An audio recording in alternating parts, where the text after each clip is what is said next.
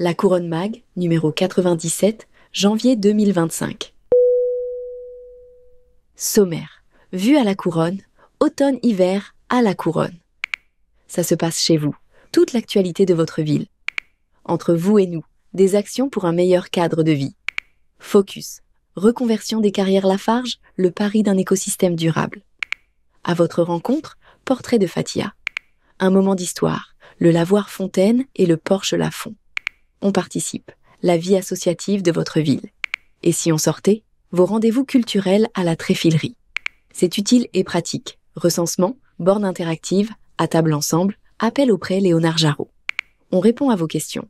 Nouveau calendrier de collecte des déchets.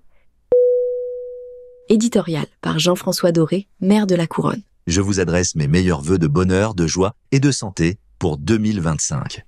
Une année qui commence magnifiquement pour la Couronne avec plusieurs bonnes nouvelles. L'État vient de reconnaître officiellement le préjudice industriel et fiscal exceptionnel subi par notre commune. Les effets conjugués de la suppression de la taxe d'habitation avec le transfert de la taxe foncière des départements vers les communes, des démolitions Lafarge et de l'inflation galopante ont fait passer la chute de fiscalité prévue en 2018 de 400 000 à plus de 800 000 € en 2024.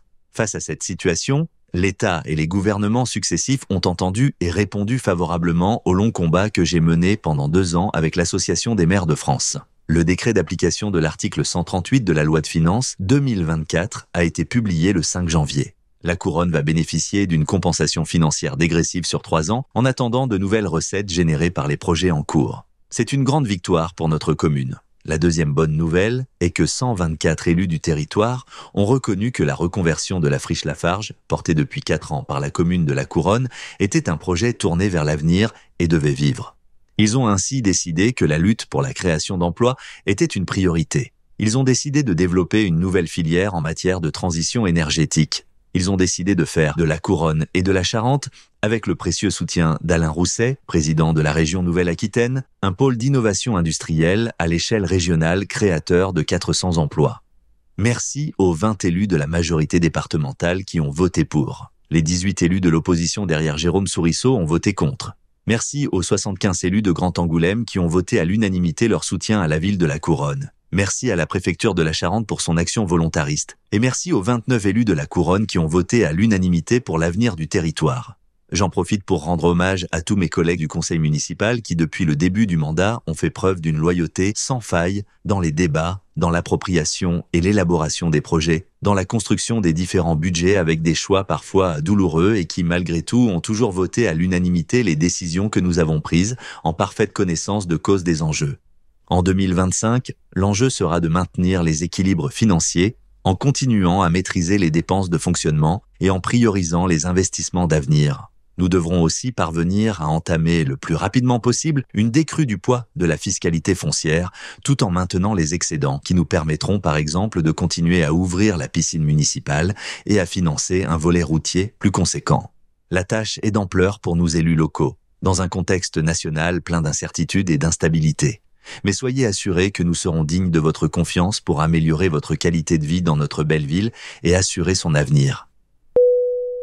Vue à la Couronne. Journée européenne du patrimoine, une célébration du patrimoine industriel et culturel de la Couronne. Les 16 et 17 septembre, la ville a célébré les Journées européennes du patrimoine, mettant en valeur son riche patrimoine industriel et culturel. Le week-end a débuté par une conférence sur les papeteries locales et une présentation de la société Sommécourt, illustrant l'histoire industrielle de la ville. Une visite théâtralisée, menée par la compagnie Theia, a permis de découvrir des lieux emblématiques. L'abbaye Notre-Dame et le moulin de la Courade ont ouvert leurs portes. L'atelier de Sabine Tessonnaire a également permis de lier art et histoire. 35 ans de jumelage entre la Couronne et ITSEO, une célébration riche en émotions. La ville a célébré les 35 ans de son jumelage avec ITSEO, marquant cette amitié et les échanges culturels entre les deux villes. L'événement, organisé par le comité de jumelage, a réuni habitants, élus et comités des deux communes. La cérémonie officielle a été émue par la prestation musicale de la fanfare L'Intrépide, interprétant les hymnes européens, allemands et français. Ce jubilé a renforcé les liens durables et posé les bases de nouveaux projets communs pour l'avenir. Une soirée inoubliable avec le festival Soyaux Fous d'humour. Le théâtre de la Tréfilerie a fait salle comble pour le festival Soyaux fous d'humour. La truculente Castafiore avec Mozart Fucker et Christophe Basclot avec #Daron ont enchanté le public. Il n'y a qu'un contre-ut entre l'art lyrique et l'humour puissant et féminin d'une truculente Castafiore foulant les planches de la Tréfilerie. Un savoureux mélange entre spectacle d'humour et une déclaration d'amour à son ado. La Couronne enchantée, un succès féerique. La ville a vibré au rythme des festivités avec la Couronne enchantée, mêlant spectacle, animation pour le plus grand bonheur des petits et des grands.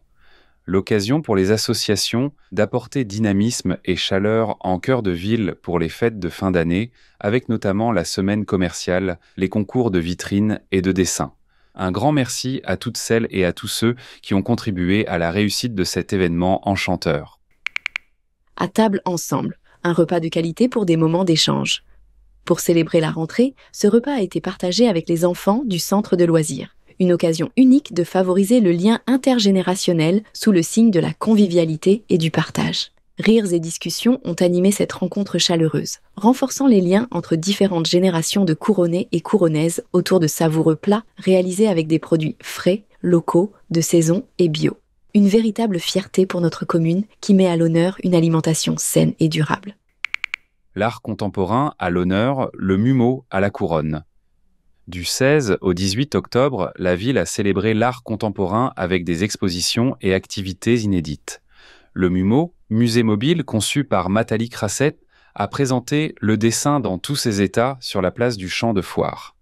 Le Fonds régional d'art contemporain Poitou-Charentes a exposé Monuments imaginaires dans le hall d'expo de la Tréfilerie, tandis que la Cité internationale de la bande dessinée et de l'image a ravi les jeunes avec la Bibliam BD Bulle, une bibliothèque mobile ludique. L'atelier intergénérationnel entre enfants, ados et résidents de l'EHPAD La Citadelle a été un moment fort.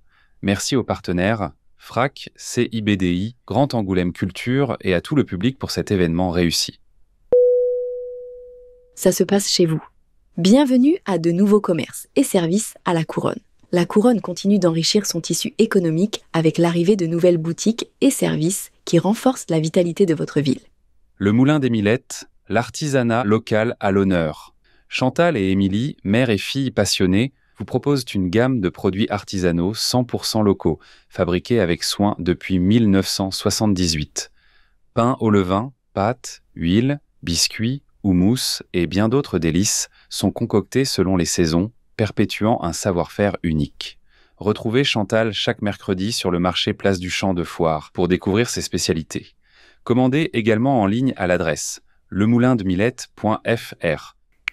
Stop Stress Informatique. Michael Savin, passionné d'informatique et fondateur de Stop Stress Informatique, répond à tous vos besoins. Que vous ayez besoin d'un PC sur mesure, d'un diagnostic précis ou d'une réparation rapide, Stop Stress Informatique est à votre service. Que vous soyez un particulier ou un professionnel, n'hésitez pas à le contacter. Bienvenue au comptoir fromager. Après près de 15 ans au Café de la Paix, Frédéric Poix, figure bien connue de la Couronne, se lance dans une nouvelle aventure, crémier fromager. Avec son camion itinérant, il parcourt les marchés pour vous proposer des fromages fermiers de qualité. La ville de la Couronne est fière de soutenir son installation et de l'accompagner dans son projet de crèmerie-fromagerie en l'accueillant les mercredis sur le marché de la ville. Suivez Au comptoir fromager sur les réseaux sociaux. Opération de renouvellement urbain. Le premier arbre planté pour la végétalisation de l'espace Saint-Jean. Le 9 décembre, un moment symbolique a marqué la concrétisation du projet d'opération de renouvellement urbain, ORU, à la Couronne. Jean-François Doré, maire de la Couronne, Zara Seman, maire adjointe, élus, services municipaux, enfants des écoles publiques et habitants du quartier de l'Étang des Moines étaient présents pour planter le premier arbre de l'espace Saint-Jean. Cet arbre de la vie représente 10 années de travail collaboratif entre la ville, les habitants du quartier, l'État et l'agglomération. Il marque le début de la végétalisation du site, qui verra la plantation de 114 arbres et 600 arbustes, réalisés par Mon Jardin en Charente. Cette étape importante s'inscrit dans un plan de végétalisation global du quartier, visant à améliorer la qualité de vie des habitants et à créer un cadre de vie plus agréable et durable. Un projet ambitieux qui transformera durablement l'Étang des Moines. La médiation entre pairs, une réussite au service du vivre ensemble. Depuis 2019, la Couronne s'engage pour le bien-être scolaire avec un dispositif de médiation entre pairs, un projet phare de son projet éducatif territorial PEDT. Porté par la ville et soutenu par l'association Omega, cette initiative forme des élèves médiateurs et médiatrices à l'empathie, l'écoute et la coopération. Leur mission, anticiper, désamorcer les conflits et favoriser un climat scolaire apaisé. En juin dernier, un moment fort a marqué la passation entre 15 médiateurs et médiatrices et leurs successeurs. Fiers de leur rôle, ces élèves viennent favoriser le dialogue et le respect mutuel. Leurs efforts illustrent l'impact positif de ce dispositif sur le climat entre élèves dans les cours d'école. En janvier 2024, certains médiateurs ont eu l'honneur d'assister à une session de l'Assemblée nationale témoignant de l'engagement de la ville et de ses élèves pour la liberté de parole et la lutte contre les discriminations. La médiation entre pairs continue de s'épanouir avec pour ambition de s'étendre au collège. Un projet exemplaire qui incarne l'engagement de la Couronne en faveur de l'éducation et de l'égalité des chances. La réhabilitation de vos logements, des aides disponibles pour une meilleure qualité de vie. Vous avez un projet d'achat, de rénovation ou d'adaptation de votre logement. Que vous soyez accédant, propriétaire occupant ou bailleur en centralité de la Couronne, vous pouvez bénéficier d'aides financières de la commune, de Grand Angoulême et de l'Agence nationale de l'habitat pour une rénovation énergétique. Adaptez votre logement en vue d'un maintien à domicile ou encore réhabiliter un bien pour le mettre en location. Un ou une conseillère de Solia Charente, chargée d'accompagner gratuitement les particuliers dans la définition et la réalisation de leurs projets pour le compte de Grand Angoulême, est présent en mairie tous les jeudis matins. Pour tout renseignement, contactez gratuitement l'espace conseil France Rénov Grand Angoulême Habitat au 05 86 07 20 66 ou rendez-vous sur le site internet Les aides de l'habitat, Grand Angoulême. Votre logement est situé en centralité et vous souhaitez réhabiliter sa façade? Rendez-vous sur le site internet de la ville pour connaître les aides financières dédiées. À ne pas rater. Prochainement, la ville organise une balade thermographique. Le principe d'une balade thermographique consiste à déambuler tôt le matin ou en soirée dans les rues et à observer les façades à l'aide d'une caméra thermique. L'occasion de connaître le niveau d'isolation des logements et de réfléchir aux travaux à envisager pour améliorer la qualité de l'isolation thermique du bien. Cette balade sera suivie d'un temps d'échange. Suivez nos réseaux pour vous inscrire à cette balade. Entre vous et nous, une nouvelle étape pour la mobilité durable. Inauguration de la piste cyclable RD 910. En novembre dernier, la ville inaugurait le dernier tronçon de la piste cyclable reliant la Couronne à Angoulême. Long de 2,87 km, ce nouvel aménagement complète un réseau cyclable ambitieux. Dans un secteur marqué par des contraintes techniques liées aux cours d'eau et voies ferrées, ce projet représente un véritable défi, relevé grâce à des partenariats solides. La sécurité nocturne est également renforcée par un éclairage public éco-responsable à LED, témoignant d'un engagement fort pour des infrastructures sécurisées. Cette réalisation est une avancée majeure, positionnant la Couronne comme un acteur clé de la transition écologique du territoire. Coût total, 542 400 €. 235 800 €, financés par la Couronne, 206 600 €, financés par le département de la Charente, 100 000 €, financés par Grand Angoulême. Un an déjà pour le pôle d'échange multimodal de la Couronne. Une réussite éclatante. Un choix varié pour une mobilité sur mesure. Le PEM facilite vos déplacements en proposant une interconnexion fluide entre différents modes de transport. TER, bus à haut niveau de service, vélo modalis, borne de recharge pour véhicules électriques. Une localisation stratégique. Située à proximité immédiate de la maison de santé pluridisciplinaire, MSP, Sud-Angoumois, le PEM garantit un accès simplifié aux services médicaux et paramédicaux.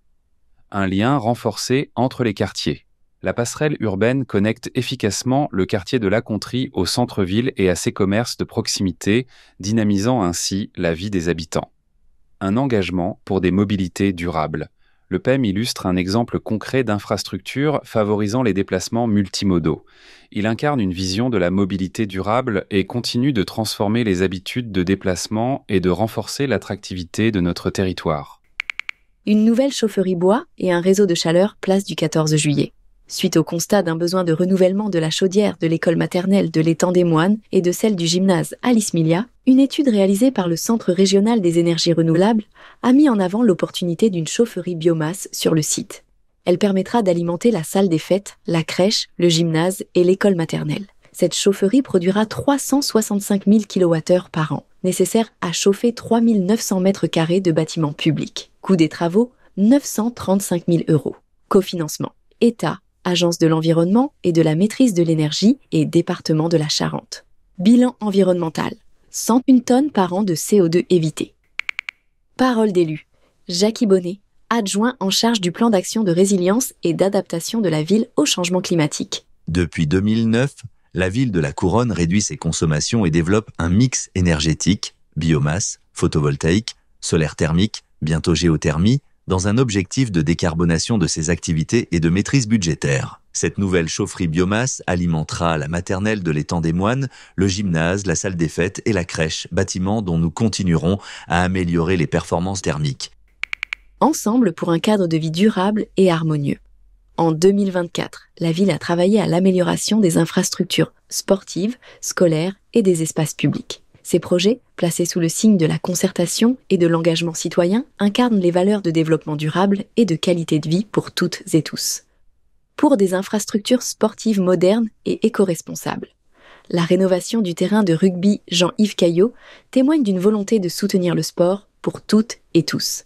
Grâce à des interventions techniques de sablage, décompactage et regarnissage, le terrain est désormais prêt pour les matchs dans des conditions optimales. Budget participatif de la Charente. Le COC Rugby est lauréat de la 4e édition avec 1316 votes pour son projet d'éclairage LED du stade. Une initiative qui s'inscrit pleinement dans les objectifs d'économie d'énergie. Travaux scolaires. Des espaces pour mieux vivre et apprendre. La rénovation des infrastructures scolaires se poursuit avec une attention particulière portée à la durabilité et au confort des élèves. Cœur d'école Jacques Prévert. Une partie du goudron de la cour a été remplacée par des pavés engazonnés. Ce nouvel aménagement limite les îlots de chaleur et crée un environnement plus agréable pour les enfants. Gymnase du collège Badinter. Une nouvelle verrière en polycarbonate a été installée pour résoudre les problèmes d'infiltration et améliorer l'isolation. Ce projet améliore à la fois la luminosité et les performances énergétiques, pour un coût de 64 600 €. Espace public. La nature reprend ses droits. La ville s'engage dans des actions ambitieuses pour revaloriser les espaces publics tout en intégrant la biodiversité. Parking de la Tréfilerie et du CSCS Le Colibri. Ce projet phare de végétalisation, mené en collaboration avec les Compagnons du Végétal, inclut des plantations d'arbres fruitiers, des zones d'ombre et des massifs fleuris. L'événement Reverdir, débitumer, a rassemblé des enfants et volontaires pour planter 12 arbres et 1325 vivaces. Une action collective qui illustre notre engagement pour l'environnement. Parole d'élu. Laurent Alvarez, conseiller municipal délégué en charge des travaux. L'année 2024 aura été une année de nombreux travaux de voirie et de rénovation de bâtiments publics sur notre commune. La végétalisation de nos cours d'école, de parking, de l'espace Saint-Jean, le débusage de la fontaine du Poirier, la plantation d'arbres constitueront des espaces de fraîcheur où les habitants, les enfants pourront se détendre tout en profitant de nouveaux jeux. Un contrat de ville ambitieux pour la Couronne. Des actions concrètes pour un avenir équitable. En décembre dernier, Jean-François Doré, maire de la Couronne, signait le nouveau contrat de ville 2024-2030 en présence des représentants de l'État, de Grand Angoulême, ainsi que des villes partenaires, Angoulême et Soyaux. Cet accord trace une feuille de route ambitieuse pour réduire les inégalités, renforcer la cohésion sociale et bâtir un avenir durable pour les habitants du quartier de l'étang des Moines. 3 axes stratégiques pour le territoire. Participation citoyenne, renforcer la démocratie locale grâce à l'organisation de tables citoyennes permettant aux habitants de co-construire les solutions pour leur quartier. Transition écologique, sensibiliser les habitants au tri des déchets et développer des projets durables pour améliorer leur cadre de vie. Égalité femmes-hommes, promouvoir des initiatives inclusives pour une équité réelle entre les genres. Des priorités adaptées aux besoins locaux. Fidèle à son engagement pour l'inclusion et la justice sociale, la Couronne a décliné ses axes en priorités locales. Santé mentale et environnementale, l'accès aux soins pour toutes et tous, tout en tenant compte des enjeux environnementaux. Éducation et égalité des chances, le quartier de l'étang des Moines bénéficie du programme de réussite éducative PRE, qui soutient les enfants et leurs familles via un accompagnement personnalisé éducatif, culturel et social. Tranquillité publique et cohésion sociale, des mesures préventives et de sécurité pour renforcer le vivre ensemble. inclusion sociale, culture et loisirs, un accès accru aux activités pour toutes les catégories de population. Des avancées déjà visibles, la dynamique est déjà enclenchée avec succès. En 2024, 2 tables citoyennes ont réuni les habitants pour discuter de la gestion des déchets, un thème prioritaire pour la transition écologique. Ces échanges ont permis de créer un dialogue fructueux entre la collectivité et les citoyens et citoyennes, posant les bases d'une participation renforcée. Avec ce nouvel élan, la Couronne se place en fer de lance d'une politique locale ambitieuse, où l'écoute, la solidarité et l'action concrète guident la transformation de ces quartiers. Parole d'élue. Zara Seman, adjointe en charge de la lutte contre les discriminations et les violences et des politiques de prévention. Pour moi, il est important de maintenir un lien de proximité avec les habitants du quartier de l'Étang des Moines, d'être au plus près de leurs préoccupations quotidiennes. Ces échanges permettent d'être à l'écoute et de co-construire des projets qui répondent aux besoins du plus grand nombre. Les tables citoyennes permettent d'échanger de façon plus informelle avec les habitants autour de sujets tels que la gestion des déchets, le cadre de vie, tout en partageant un moment convivial autour d'une boisson ou d'un repas. Avec l'implication des citoyens et citoyennes, les actions menées ont plus de chances d'être comprises et d'obtenir l'adhésion. Focus. La reconversion des carrières Lafarge. Les dates à retenir. Centrale photovoltaïque, dépôt du permis de construire en décembre 2024. Enquête publique en septembre 2025. Décision préfectorale au 4e trimestre 2025. Démarrage des travaux fin 2026 pour une mise en service au second semestre 2027. Parc d'activités. Enquête publique en septembre 2025. Ouverture de la première tranche au second semestre 2027. H2 Charente, mise en service au second semestre 2027. Accès et contournement routier, mise en service au second semestre 2027. Le pari d'un écosystème durable. Presque 10 ans après l'arrêt d'exploitation des carrières Lafarge, la reconquête de la friche est lancée. Placée sous le signe de l'innovation et des énergies renouvelables, elle va se déployer d'ici à 2030 autour de plusieurs projets structurants. On y est. Après la perte de 400 emplois directs et indirects et 800 000 € de fiscalité, le projet de reconversion des carrières entre dans sa phase concrète. En ce début d'année, les choix sont arrêtés, les acteurs connus, le permis de construire du futur parc photovoltaïque déposé, le calendrier annoncé, soit autant de nouvelles perspectives qui se dessinent pour la commune à l'horizon 2030. Le choix de la concertation. Consciente du triple enjeu sociétal, économique et budgétaire, l'équipe municipale a mouillé la chemise, comme aime à le rappeler Dominique Lanier, adjoint au maire, pointant l'énorme travail accompli. Objectif. Reconquérir de l'emploi durable ainsi que des recettes fiscales grâce à un projet économique et urbain mûrement réfléchi et concerté. Porté par tous les acteurs publics du territoire, soutenu par un consortium d'acteurs économiques privés, il a associé à la démarche les couronnais et couronnaises depuis ses prémices. Parole d'élu. Dominique Lanier, adjoint en charge de l'économie, du commerce, de l'artisanat et des projets structurants. Créer un écosystème durable qui s'inscrivent dans un projet de territoire au service des habitants, de l'emploi, de la formation, de nos jeunes et de l'avenir. Telle est l'ambition de la municipalité avec la reconversion de la friche Lafarge. Depuis 10 ans et encore plus depuis 4 ans, un travail acharné a été mené autour de ce projet stratégique pour le futur de la commune. Nous avons mis autour de la table l'État, la région, le département, Grand Angoulême, et nous avons consulté un groupe d'habitants pour recueillir leur avis. Le permis de construire du futur parc photovoltaïque vient d'être déposé avec une sortie de terre prévue début 2027.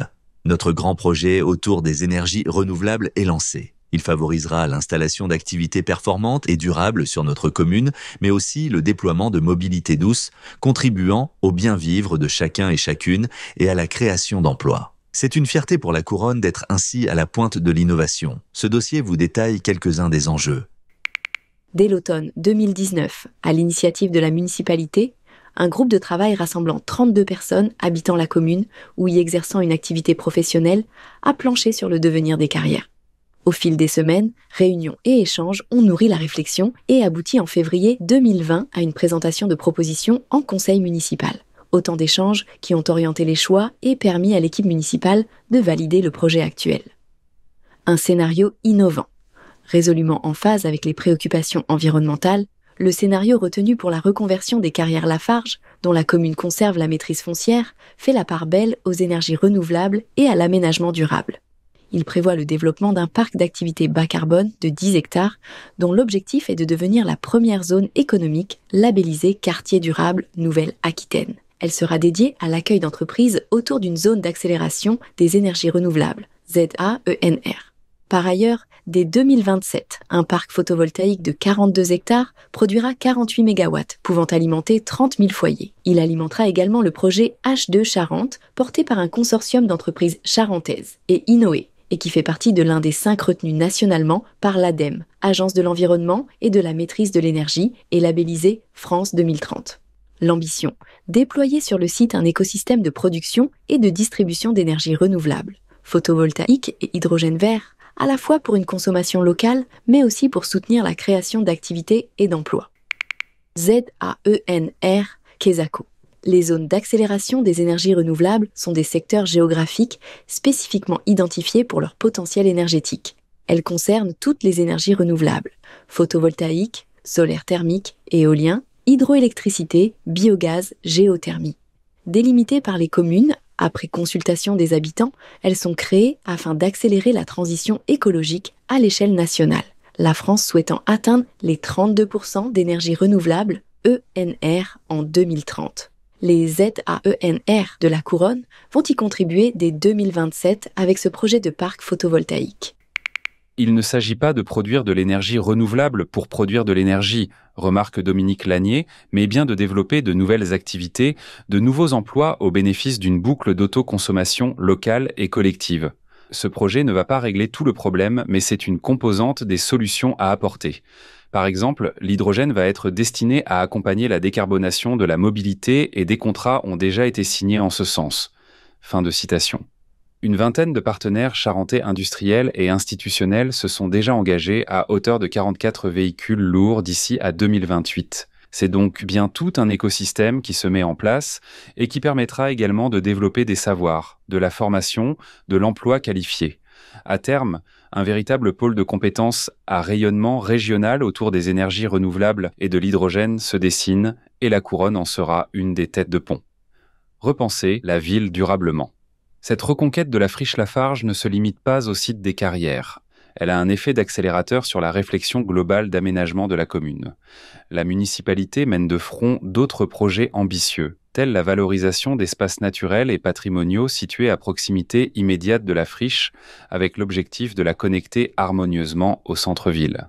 La mise en valeur du site de l'abbaye Notre-Dame, la création de logements et d'activités tertiaires de services, hôtellerie, restauration, espaces de réunion, à destination notamment des jeunes actifs, s'inscrit dans la réflexion portant sur la transformation de l'entrée de Ville-Nord. La conversion de l'ancienne scierie Maison Albert en une manufacture de proximité, offrant des services communs et un pôle d'économie sociale et solidaire sur les savoir-faire artisanaux, est également un des jalons de ce développement cohérent du territoire. L'enjeu, répondre aux besoins des habitants d'aujourd'hui et de demain, tout en poursuivant les politiques menées par la municipalité dans une logique de développement durable. Favoriser les mobilités douces. Déplacement et mobilité douce font aussi partie des sujets prioritaires en lien avec le leitmotiv de l'équipe municipale depuis le début du mandat. Améliorer la qualité de vie des Couronnais et Couronnaises. Tout est lié, insiste Dominique Lanier. Sur le volet mobilité, on a travaillé sur des sujets parallèles mais complètement induits, par exemple la réouverture il y a un an d'une halte TER sur la ligne Angoulême-Bordeaux. Cela aussi fait partie du futur développement de la zone d'activité, car pour faire venir des entreprises dans une commune de 8000 habitants, il faut valoriser un aspect mobilité durable et de proximité. Fin de citation. Cette mobilité douce au service de l'attractivité gagne aussi du terrain avec la nouvelle piste cyclable reliant désormais en site propre la Couronne à l'entrée de la ville d'Angoulême. On a fait un gros travail concerté entre départements et agglomérations. C'est vraiment un bel ouvrage, qui a lui aussi du sens en lien avec le réaménagement des carrières et la nécessité de créer une liaison sud-nord entre le pôle d'échange multimodal et la zone d'activité. Le développement de la zone d'activité et du parc photovoltaïque doit de même favoriser une nouvelle liaison douce est-ouest. La nature a repris ses droits au cœur d'espaces boisés classés.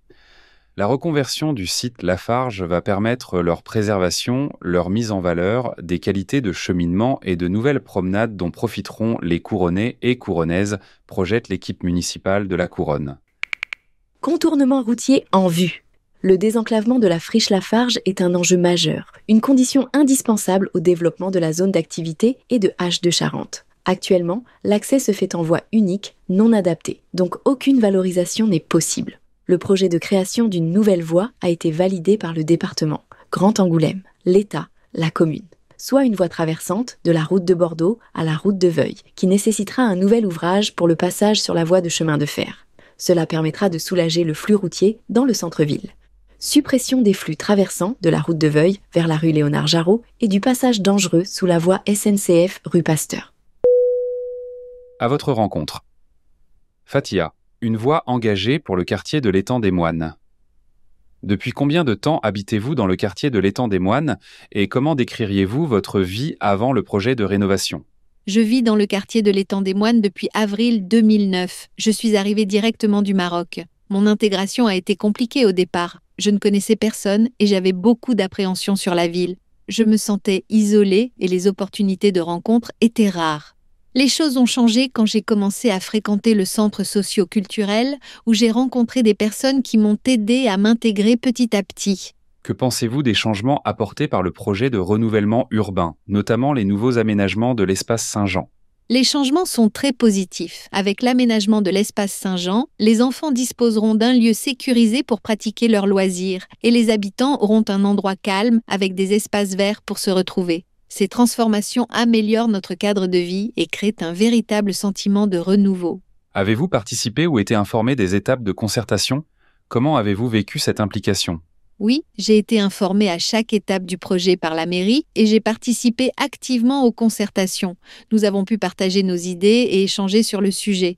Je me suis vraiment sentie impliquée et écoutée. Quel lieu ou initiative locale améliore votre quotidien ? Vivre près des écoles, des commerces, du marché et du jardin public enrichit mon quotidien. J'apprécie particulièrement aller au marché le week-end. Les initiatives comme le Conseil citoyen me permettent aussi de m'impliquer activement dans la vie du quartier.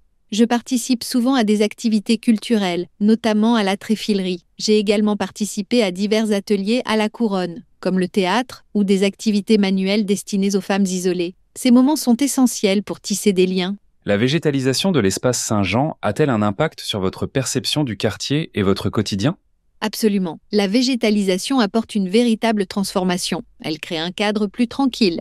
Pensez-vous que ce projet contribue à renforcer les liens entre les habitants du quartier et celles et ceux des alentours ? Oui, les espaces publics pensés et sécurisés encouragent les interactions et les initiatives locales renforcent le sentiment d'appartenance. Vous sentez-vous investi d'un rôle particulier ou d'une responsabilité en tant qu'habitante du quartier prioritaire ? Aujourd'hui, je me sens pleinement investie. J'ai gagné en confiance et en fierté. Je n'ai plus cette sensation d'être étrangère. Avec le Conseil citoyen, devenu aujourd'hui les tables citoyennes, je joue un rôle de médiatrice, faisant le lien entre les habitants et la municipalité. Je partage mes idées, j'écoute celles des autres et je contribue à créer une union dans le quartier. Cela donne un vrai sens à mon quotidien. Un moment d'histoire. La Couronne préserve le témoignage du passé, un engagement fort pour valoriser notre héritage communal, signe précieux de son histoire et de son identité collective. Le Porche Lafond. Le Porche Lafond, situé dans le village du même nom, est un élément patrimonial d'importance pour la commune. Des initiatives récentes ont été entreprises pour sa préservation, notamment grâce au soutien financier de l'association La Couronne, Avenir et Patrimoine. La réfection complète du couronnement en toiture a été réalisée afin de le rendre étanche et garantir la bonne tenue des pierres appuyées sur le linteau. Le couronnement a été entièrement démonté et reconstruit à l'identique avec le remplacement des tuiles. Globalement, le porche présentait une usure très importante de son parement. Toutes les pierres ont été remplacées et patinées pour redonner un aspect ancien et d'origine. Les moulures ont été retaillées à l'identique. Un grand bravo à l'entreprise Dagan pour ce beau travail de préservation du patrimoine couronné. Le lavoir Fontaine.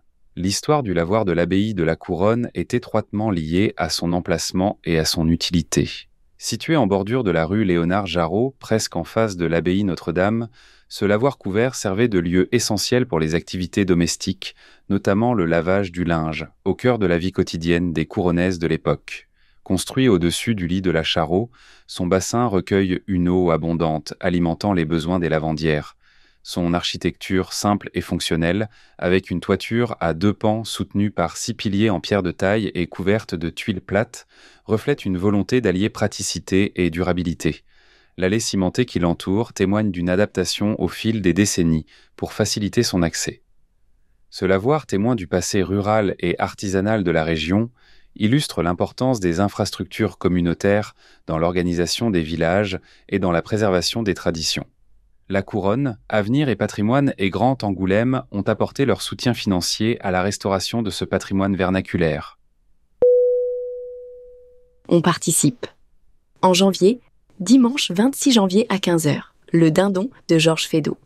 La compagnie Le Manteau d'Arlequin et Salut l'artiste, Théâtre de la Couronne. Entrée, 10 €, 5 € jusqu'à 14 ans. Réservation au 06 85 91 79 23. En février, dimanche 2 février à 14h30. Thé dansant, orchestre Hugues Lamaga, COC Foot La Couronne, à la salle des fêtes. Entrée, 12 €. Réservation au 06 63 52 06 36. Samedi 8 février à partir de 14h30. La Couronne Trail nocturne de la Chandeleur, Charente Orientation. Départ depuis le boulodrome des Séverins. En mars, vendredi 14 mars, de 16h30 à 19h30, collecte de sang. Établissement français du sang. À la Maison des Compagnons du Devoir, 2 rue Gisèle Halimi. Dimanche 16 mars à 14h30, thé dansant, orchestre Aldo Feliciano, COC Cyclisme, à la salle des fêtes. Entrée, 12 €. Réservation au 06 63 52 06 36. Samedi 22 mars, concert du Lac à la Mer à 20h30. Association Le Québec Autrement, à la salle des fêtes. Entrée, 20 €. Réservation au 05 45 91 46 86. En mai, dimanche 4 mai, à 14h30. Thé dansant, orchestre Frédéric Vernet, La Couronne, Avenir et Patrimoine, à la salle des fêtes. Entrée, 12 €. Réservation au 06 63 52 06 36. Dimanche 18 mai à 14h30. Thé dansant. Orchestre Fabien Pérez.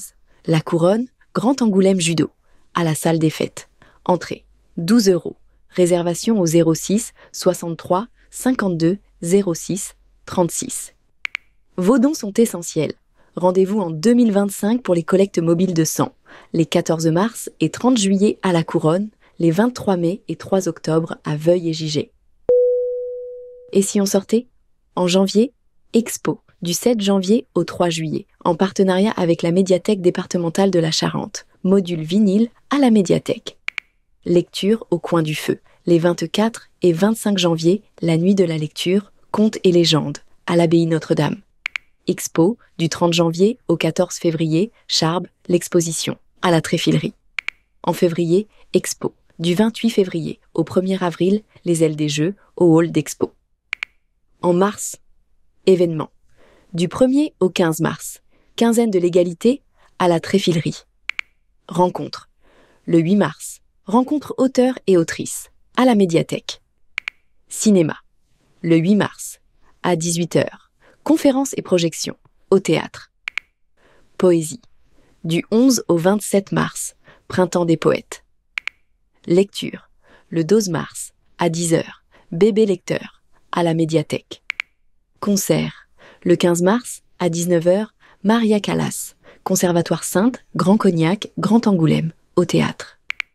Cinéma, le 21 mars, à 20h, Marinette, Femme solidaire Charente, au théâtre. Cirque, le 27 mars, à 18h, Le Bibliothécaire, au théâtre. Journée, du 28 au 30 mars, Journée européenne des métiers d'art, à l'abbaye Notre-Dame. En avril, Expo, du 8 au 19 avril, Quelles émotions, au hall d'Expo. Spectacle, le 11 avril à 19h30, Mamamé, accessible aux aveugles et malvoyants, au théâtre. Journée, les 13 et 14 avril, Journée des Républicains espagnols, au théâtre. Lecture, le 16 avril à 10h, Bébé lecteur, à la médiathèque. Musique, le 19 avril, Disque RD, Blind Test, animation rétro années 70 et 80, à la Tréfilerie. Résidence. Du 21 au 25 avril. Compagnie juste avant la nuit, au théâtre. Journée. Le 23 avril, Journée internationale du livre à la médiathèque. Spectacle. Le 25 avril à 20h. Molière la Barbe, au théâtre. En mai, lecture. Le 14 mai à 10h, Bébé lecteur, à la médiathèque. Concert. Le 24 mai à 19h30, Kalimba et Big Band au conservatoire Gabriel Fauré. C'est utile et pratique. Bientôt 16 ans, pensez au recensement. Dès vos 16 ans, vous avez 3 mois pour vous faire recenser à la mairie de votre lieu de résidence muni de votre carte d'identité, de votre livret de famille et d'un justificatif de domicile. Obligatoire pour la journée défense et citoyenneté, le certificat remis est nécessaire pour les examens, les concours, le permis de conduire.